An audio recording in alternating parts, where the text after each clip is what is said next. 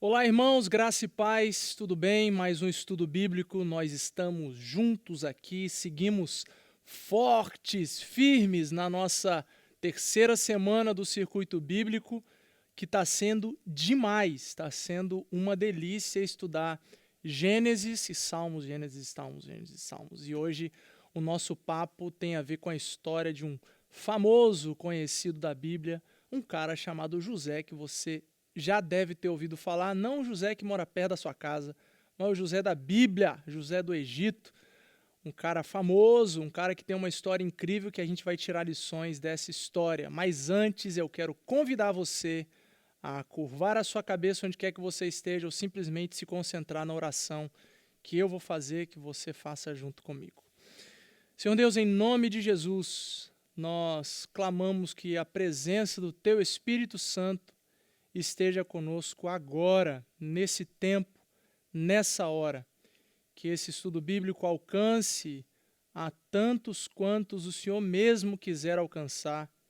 Que a verdade da sua palavra possa ser clara e que o entendimento possa ser alcançado pela obra que o Senhor mesmo faz na vida de cada pessoa.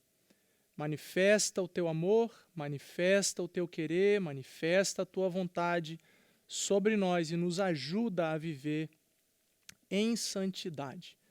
Nos ajuda a vivermos uma vida que impacta o mundo. Eu oro confiado, crendo que o Senhor transmite a mensagem de maneira personalizada a cada pessoa. Em nome de Jesus. Amém e amém. Já disse, né, que é bom a gente estar juntos, mas eu quero dizer de novo, é muito bom esse privilégio que a gente tem de poder conversar com vocês em qualquer hora, em qualquer momento, e você dá o play aí e pode ouvir. É um privilégio que a tecnologia nos dá para a gente poder juntos partilhar a palavra. Você pode compartilhar com quantas pessoas você quiser esse vídeo, esse áudio, para que outros também alcancem a verdade do Evangelho e descubram verdades da Bíblia numa maneira de conversa e de estudo. Então, vamos lá, abre a sua Bíblia aí, em capítulo 39 de Gênesis, e deixa aberto, porque eu vou dar uma andada no texto e eu vou ler alguns versículos aqui. Mas antes de ler o 39, eu preciso falar para você quem é José. De repente você está chegando agora, você não faz ideia quem é José. José é um cara muito gente boa, irmão de outros caras muito gente boas também. E eles eram todos filhos de Jacó. Isso antes do capítulo 39 de Gênesis, você vai ver a história de José. Deixa eu ver onde ela começa aqui, para você saber exatamente onde procurar. Ok, a partir do capítulo 37 de Gênesis, você começa a aprender a história de José, quem foi esse rapaz sonhador. José tinha outros irmãos mais velhos do que ele que morriam de ciúme dele. Porque Jacó, que era o pai dele, gostava demais dele. Ele era o preferidinho de Jacó. Tanto é que deu uma roupa especial para José e tudo mais. E José era o cara que ficava caguetando os irmãos. Como assim? Não sei se caguetar é uma gíria da sua terra, mas eu vou explicar. Tem tradução para caguete. Caguete, o cara, dedo duro, o X9 lá da escola, lembra o X9 da escola? Esse era o José. O pai dele mandava ele direto ver os irmãos se os irmãos estavam fazendo o que era para fazer mesmo. E estava ele lá e ele voltava e dava as informações para o pai.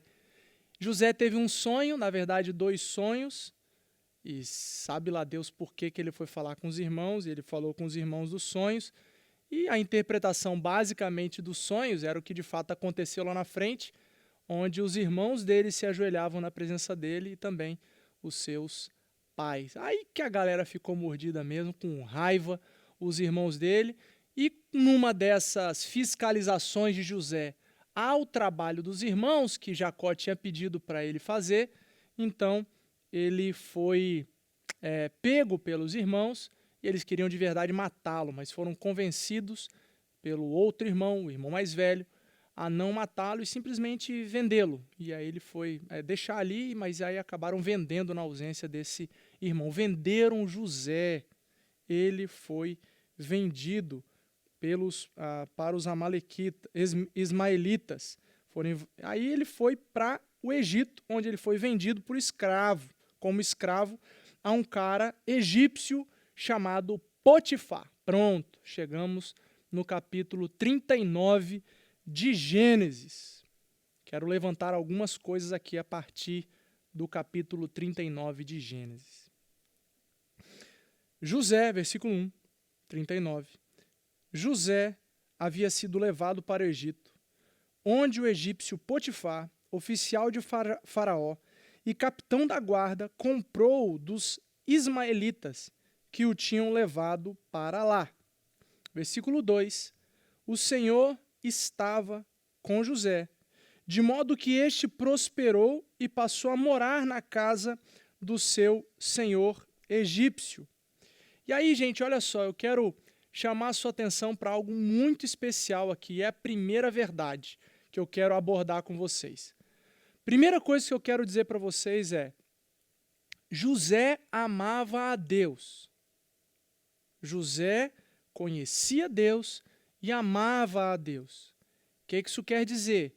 Quando nós conhecemos a Deus e amamos a Deus, nós sabemos exatamente quem nós somos. O que é isso?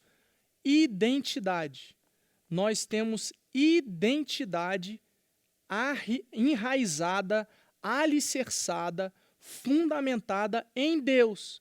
Então, eu sei quem eu sou em Deus, pelo que Ele diz, pelo que Ele fala sobre mim, a meu respeito.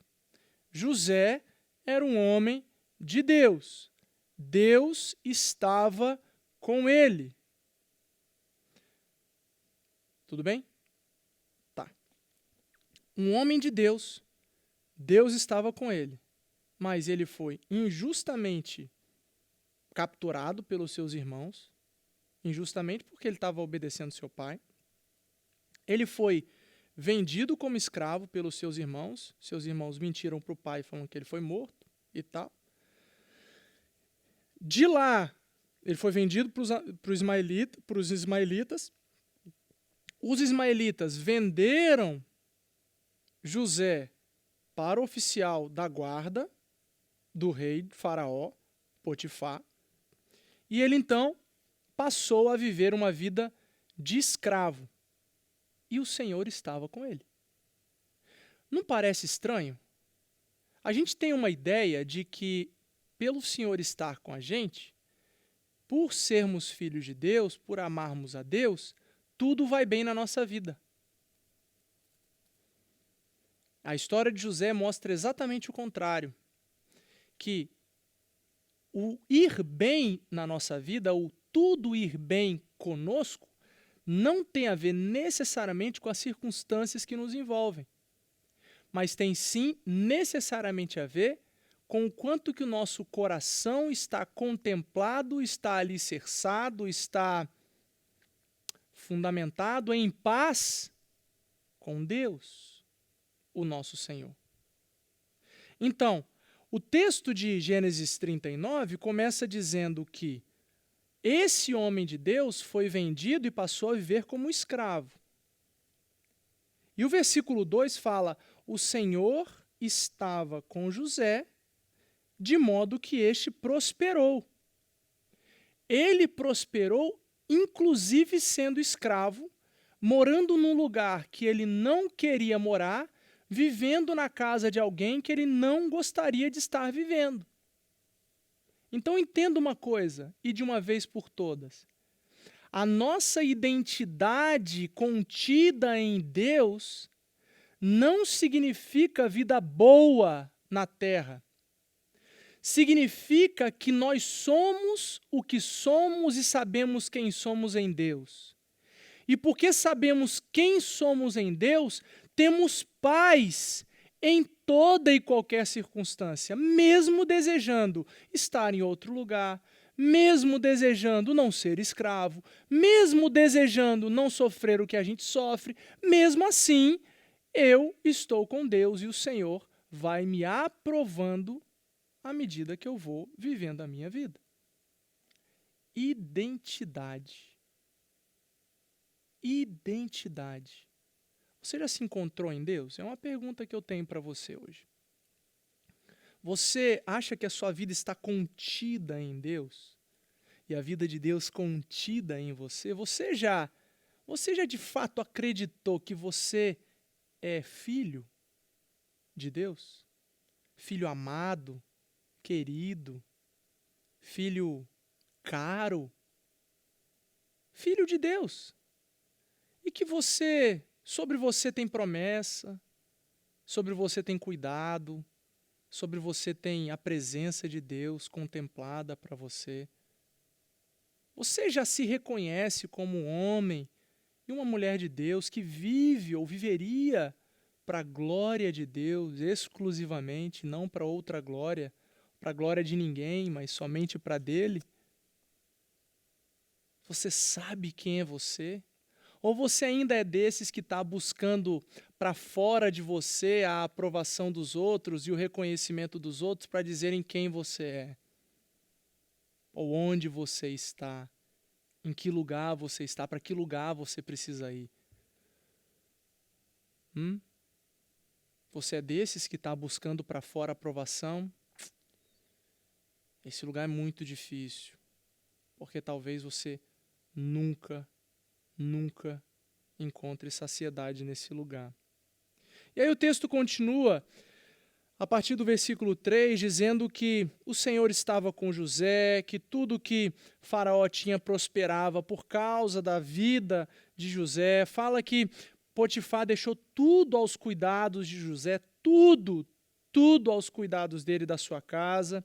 Então, todos os seus bens, todos os funcionários, e o Senhor abençoava o egípcio por causa de José. A bênção do Senhor estava em tudo sobre Potifar e aquilo que ele possuía por causa de José, e deixou tudo aos cuidados dele.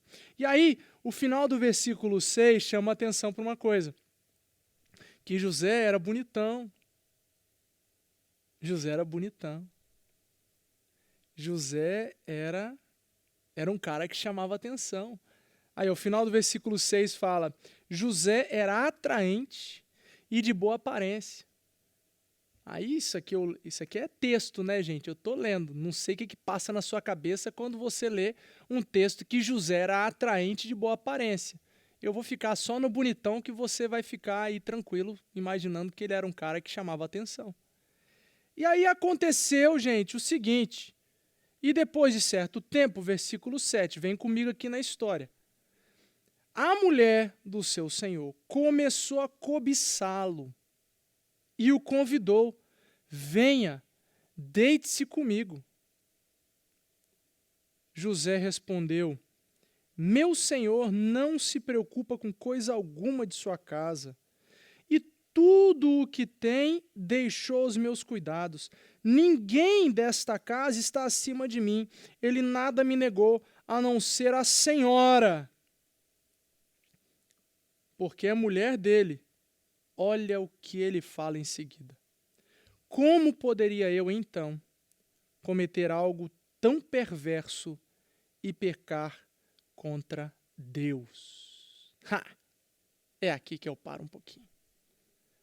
Irmãos, quando nós somos filhos de Deus, quando reconhecemos quem somos, quando temos a nossa identidade contida na pessoa de Deus, nós então sabemos quem somos em Deus, por isso nos relacionamos com as pessoas aqui, por quem somos em Deus,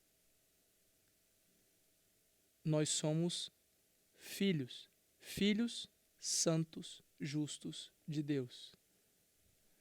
Por causa disso, qualquer coisa que Deus desagrada, nos desagrada.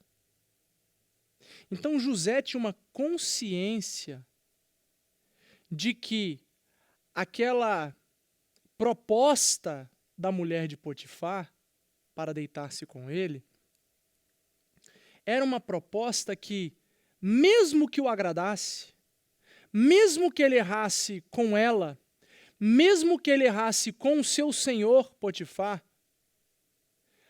O que José respondeu é que ele não poderia errar, pecar contra o Deus dele.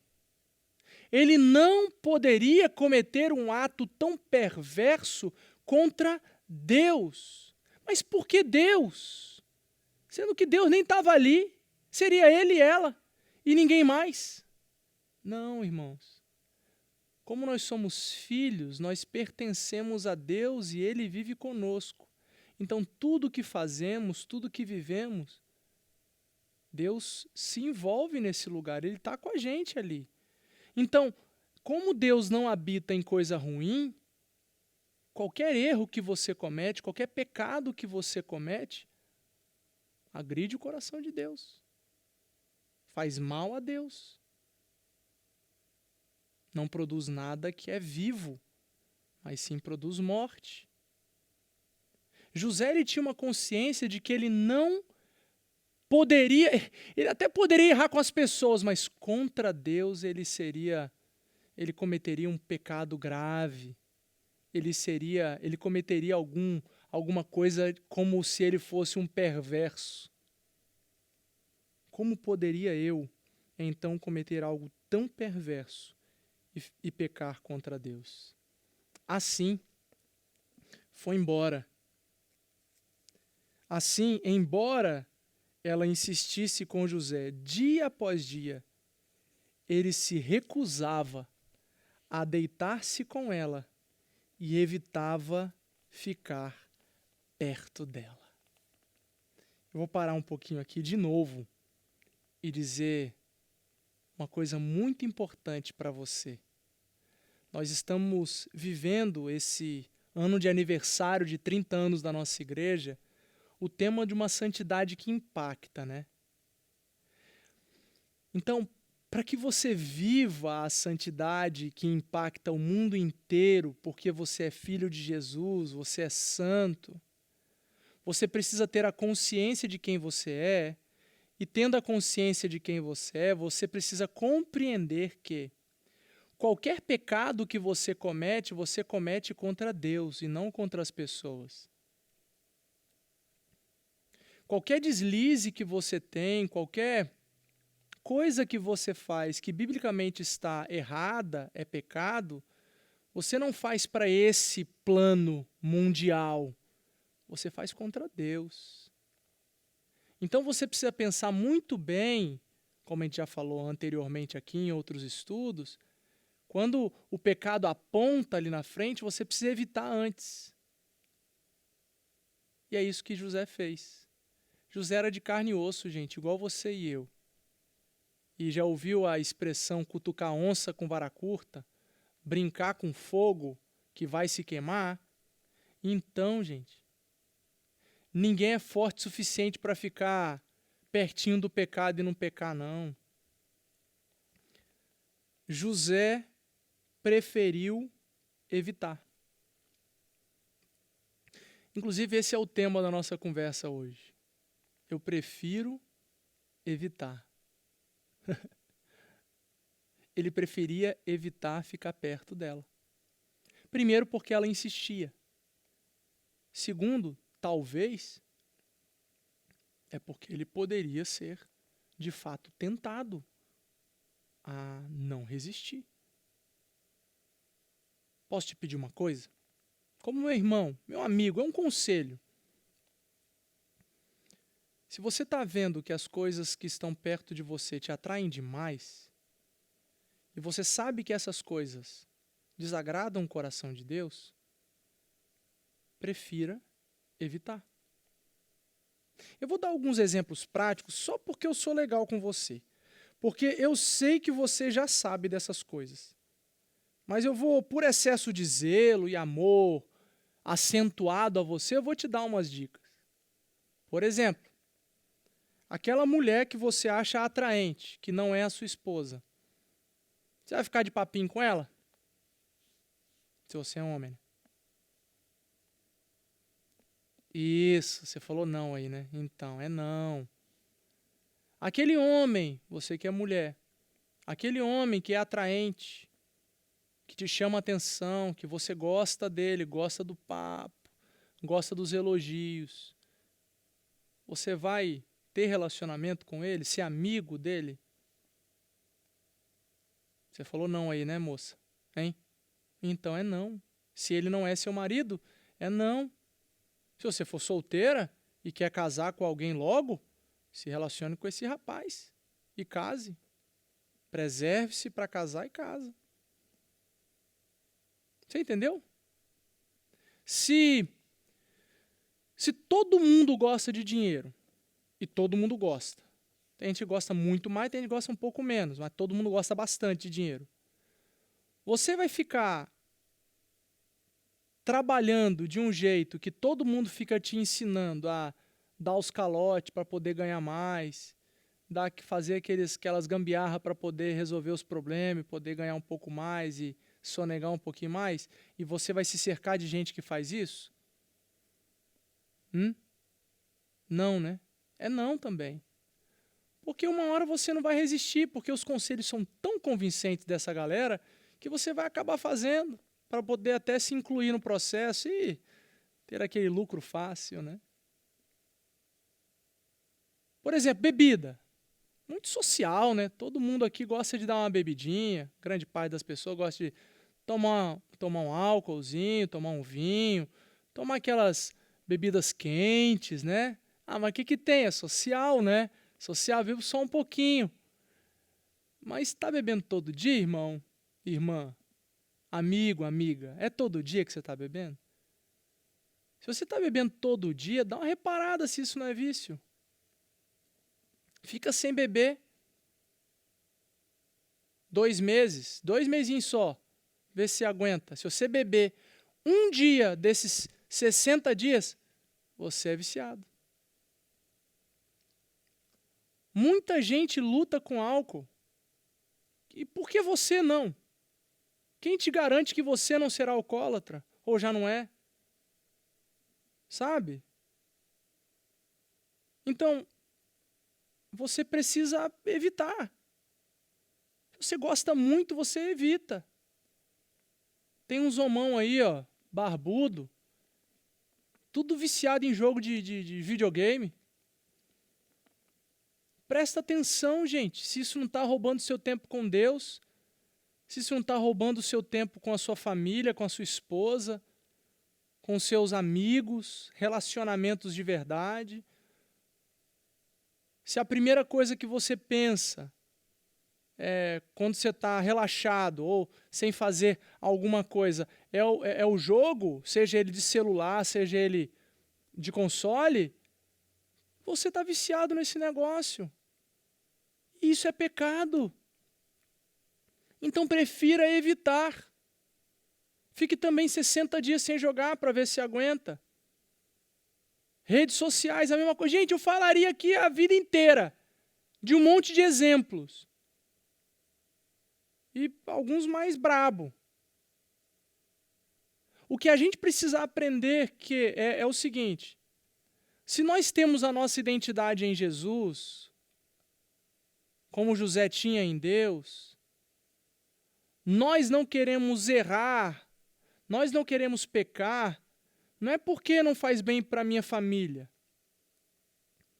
É porque o pecado afronta o coração de Deus e magoa o meu Deus, que me ama e que habita em mim.